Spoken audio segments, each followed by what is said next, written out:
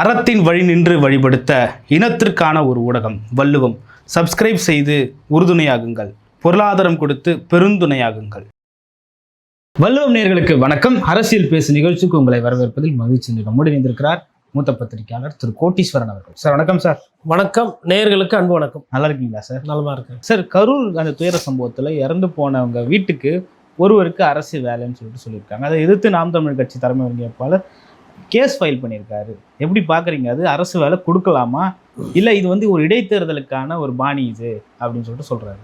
இது இடைத்தேர்தலுக்கான பாணி இல்லை, அதுக்கும் தாண்டி ஸ்கெட்சு. இப்போது அதாவது நாம் தமிழர் கட்சியில் போட்டிருக்க அந்த தேர்தல் நேரத்துக்காகன்ற மாதிரி அவங்க சொல்கிறாங்க.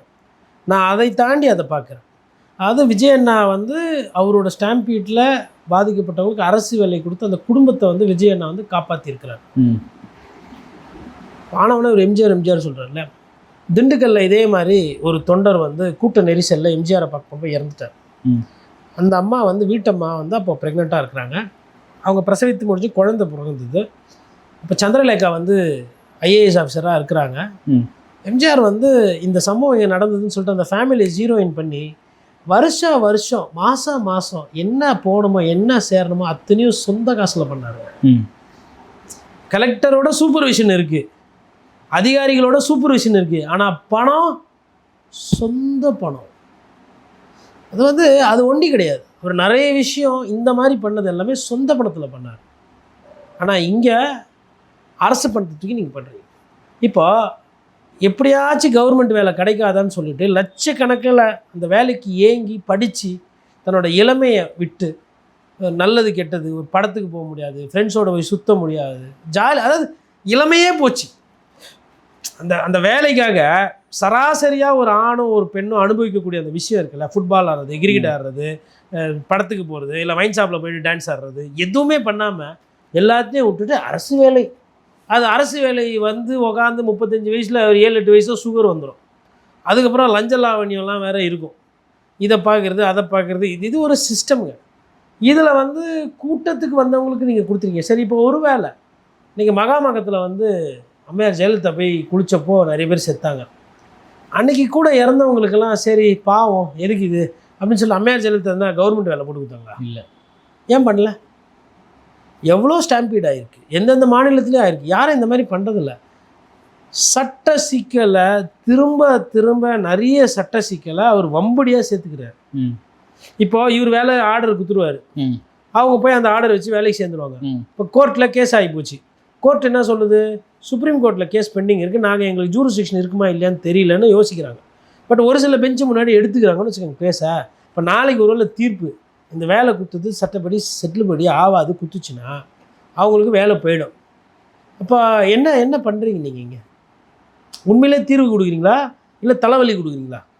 இன்னொன்று, வேறு யாருக்கோ போக வேண்டியது தூக்கி நீங்கள் தாமதமாக போன இடத்துக்கு இதை பண்ணி அவங்க குடும்பம் அவங்க மேலே கோபமாக இருந்து சாட்சி சொல்லாமல் இருக்கிறதுக்கு செய்யக்கூடிய ஒரு முயற்சியாக கூட இதை நான் ஒரு வழக்கறிஞராக பார்க்கலாம் இல்லையா?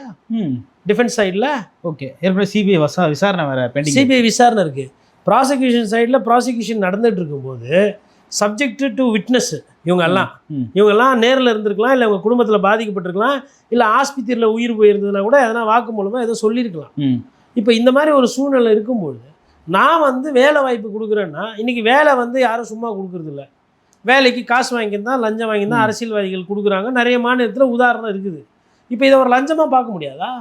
ஆனால் கருணை அடிப்படையில் முதல்வர் விஜய் அவர்கள் அந்த அரசு வேலையை கொடுக்குறாங்க. ஆல்ரெடி ஒரு 20 லட்ச ரூபா கொடுத்தாச்சு கட்சி ரீதியாக. அப்புறம் அரசு ஒரு 10 லட்ச ரூபா கொடுத்துச்சாங்க. அப்புறம் சின்ன கட்சிகள் இவங்க எல்லாம் போய் ஒரு 2-3 அப்படி ஒரு 30 லட்சம் வச்சுக்க. 30 லட்சத்துக்கு மேலே தான். ஒரு மாதத்துக்கு 50,000 ரூபா வருமானம்னு வச்சா கூட ஒரு வருஷத்துக்கு 6 லட்ச ரூபா, ரைட்டுங்களா? 6 × 6 36 வருஷம், 36 லட்ச ரூபா.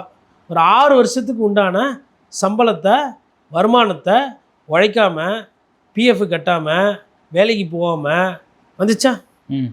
பேங்க்கில் போட்டால் வருமானம்னு ஒன்று வருதா?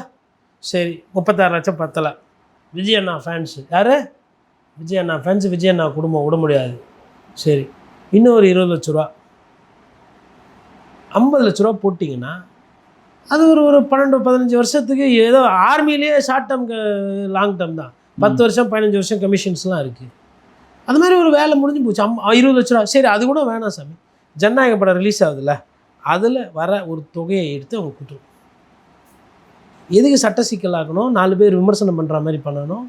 மற்ற லட்சக்கணக்கான இளைஞர்களோட வயிற்றில் எதுக்கு அடிக்கணும்? யாருக்கு தகுதி இருக்கோ அவங்களுக்கு போட்டோம் அந்த வேலை. சரி, அரசு வேலை எப்படி கிடைக்கும்னா, இப்போ ரயில்வேல ஒருத்தர் இருக்கிறாரு, அவர் வந்து ரயில்வேல வேலை செய்யும்போது செத்து போயிடுறாரு ஆக்சிடெண்ட்டில். அப்போ அவங்க பையனுக்கு அந்த வேலையை கொடுப்பாங்க. இப்போ ஒரு ஃபயரில் ஒருத்தர் வேலை செய்கிறாரு, அவர் வந்து என்ன பண்ணுறாரு, ஒரு குழந்தைகள் படிக்கிற ஸ்கூலில் வந்து ஃபயர் ஆகிப்போச்சு. அந்த ஃபயர்மேன் என்ன பண்ணார், தான் உயிரை வந்து துச்சமாக பதிச்சு அது உயிரை பற்றி கவலைப்படாமல் போய் நெருப்பு அணைச்சிட்டு அவர் மேலே தீக்காயம்பட்டு குழந்தைங்களெல்லாம் காப்பாற்றிட்டு அவர் இறந்துடுறாரு. தமிழ் போற்றும் நல்லுலகம் என்ன நினைக்கும், சே என்ன மனுஷன், குழந்தைங்களை காப்பாற்றிட்டு அவர் செத்து போட்டார், அவர் குடும்பத்தை யார் பார்ப்பார், அந்த எண்ணம் அந்த தாக்கம் நமக்கு வரும். அதில் நியாயம் இருக்குது.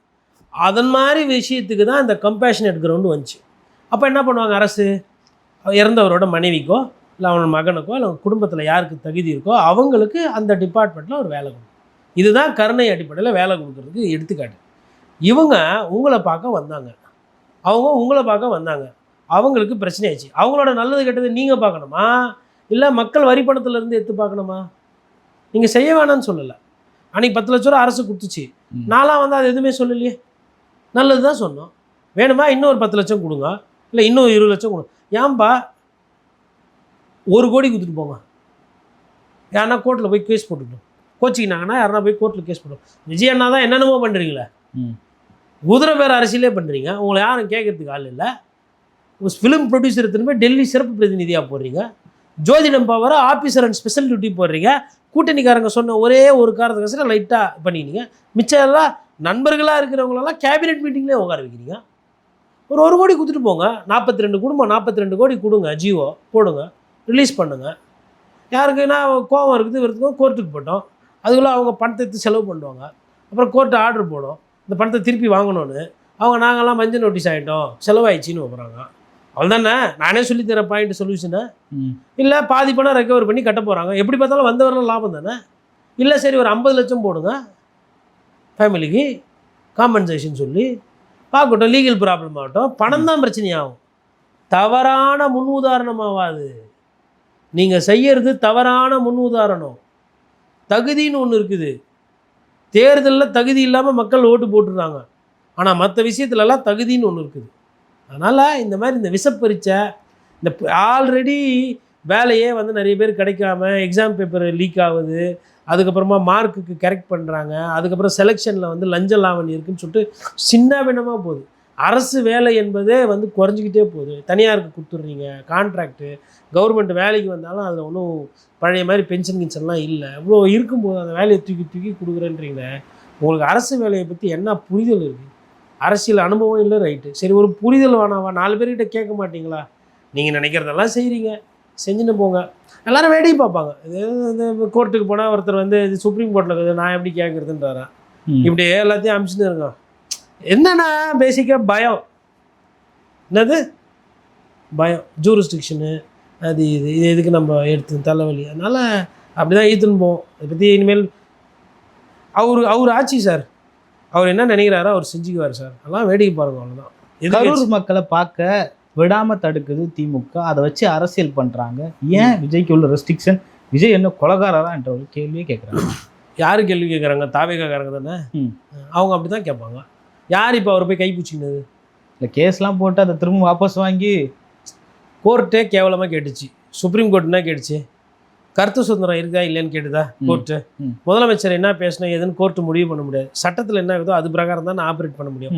உங்கள் இஷ்டத்துக்கு அரசியல் பண்ணுறதுக்கு இது இருந்தால் அரசியல் நாடகம்லாம் கோர்ட்டு கேட்டுச்சு. இப்போ இது என்ன இப்போ பாதிப்பாகி போச்சு? நீதிமன்றம் என்ன டிஎம்கே தான்? இல்லை ஆட்சியில் இருக்கிறபோது தடுத்தாங்க, ஆட்சியில் இல்லாதப்பவும் தடுக்கிறாங்க. 60 நாள் ஆயிடுச்சு இல்லை, ஏன் மறுநாள் பதவி ஏற்றுக்கின மறுநாள் போக வேண்டியதானே? எதுக்கு 59 நாள் காத்து நிற்கிறீங்க? பதவி ஏற்ற மறுநாள் போக வேண்டியதானே? அதெல்லாம் எம்ஆர் விஜயபாஸ்கர் ராஜினாமா பண்ணணும்னு போகிறது. ஓகே, இதெல்லாம் பார்க்க மாட்டிங்களா? இந்த பார்வையெல்லாம் பார்க்க மாட்டிங்களா? இப்போ செந்தில் பாலாஜி கைது பிரச்சனைலாம் ஓடுது, அது என்ன கதை? செந்தில் பாலாஜி கைது செஞ்சுட்டு தான் போவான்ற மாதிரி போதே. அவர் ஒருத்தர் போய் இப்போ ஜாமீன்லாம் வாங்கினுக்கிறாரு. நானாக இருந்தேன்னா என்ன பண்ணுவேன், வேல்சாமிபுரத்தில் போயிட்டு ஒரு வீடியோ எடுத்து இங்கே தான் வந்து எல்லாம் இறந்தாங்க, இங்கே தான் இது பண்ணாங்க. இந்த வேலுசாமி பிறகு இது பார்த்துக்கோங்க. இங்கே 1 மாதம் வந்து வியாபாரம் கீபாரம் எதுவுமே இல்லை, விசாரணை பேரில் மக்களோட வாழ்வாதாரமே போச்சு. இவரெலாம் வந்து ஆஸ்பத்திரியில் பாதிக்கப்பட்டவர், இவருக்கெல்லாம் வந்து எந்த இழப்பீடுமே கொடுக்கல. அதனால் வந்து முதலமைச்சருக்கு வந்து கரூர் மக்கள் சார்பாக செந்தில் பாலாஜி ஆகிய நான் வந்து ஒரு கோரிக்கை வைக்கிறேன். இவங்களுக்கெல்லாம் என்னென்ன பாதிப்பு நிறைய ஆயிருக்கு, வேலைகளெல்லாம் கவர்மெண்ட் வேலை கொடுத்து நீங்கள் பண்ணி அவங்க போய் வேலைக்கு வந்து மாதம் சம்பளம் வந்து வரதை விட ஒரு full time one time settlement மாதிரி ஒரு அமௌண்ட் மாதிரி நீங்கள் போட்டிங்கன்னா, ஏன்னா நீங்கள் 250 கோடி விட்டு வர ஆள், உங்கள்கிட்ட நிறைய இருக்குது. உங்கள் சொத்தை வித்துலாம் கூட நீங்கள் பண்ணுவீங்க. எம்ஜிஆர் மாதிரி நீங்கள் சொத்தை விற்று கூட மக்களை காப்பாற்றுவீங்க, அப்படிப்பட்டவர் நீங்கள். அதனால் இதெல்லாம் பார்த்து இவங்களுக்கெல்லாம் பாதிப்பெல்லாம் செஞ்சு கொடுங்க. செஞ்சு கொடுத்துட்டு தயவுசெய்து கரூருக்கு வந்தீங்கன்னா உங்களுக்கு புண்ணியமாக போவோம். அப்புறம் ஏதோ என்னை கைது செய்யணுன்ற மாதிரிலாம் பேசுகிறாங்க. ஒன்றும் பிரச்சனை இல்லை, 3 நாள் நான் இங்கே தான் இருக்க போகிறேன். கோயம்புத்தூருக்கு நாளன்னைக்கு எம்எல்ஏ ஆஃபீஸ்க்கு அது வேலையை போகிறேன். இந்த டைம்லலாம் நான் ஃப்ரீயாக தான் இருப்பேன். கைது செய்கிறத தயவுசெய்து வந்து கைது செஞ்சுக்கோங்க, நான் பிணையெல்லாம் வாங்க மாட்டேன். என்னை கைது செஞ்சுட்டு அதுக்கப்புறம் தான் நீங்கள் கரூருக்கு வந்து தாவேக்காவை வளர்க்கணும். இது எம்ஆர்பிஜி பாஸ்கர் ராஜினாமா பண்ணிட்டு தான் உங்கள் கட்சியை வளர்க்கணும்னா உங்கள் கட்சி அந்த நிலைமையில் இருக்குது, பாவம். எல்லாம் வாழ்த்துக்கிறேன்.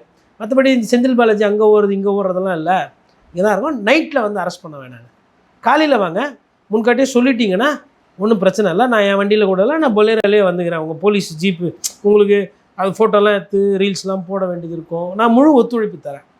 என் பேர் செந்தில் பாலாஜி, என் ஊர் கரூர், இங்கே தான் இருக்கிறேன்.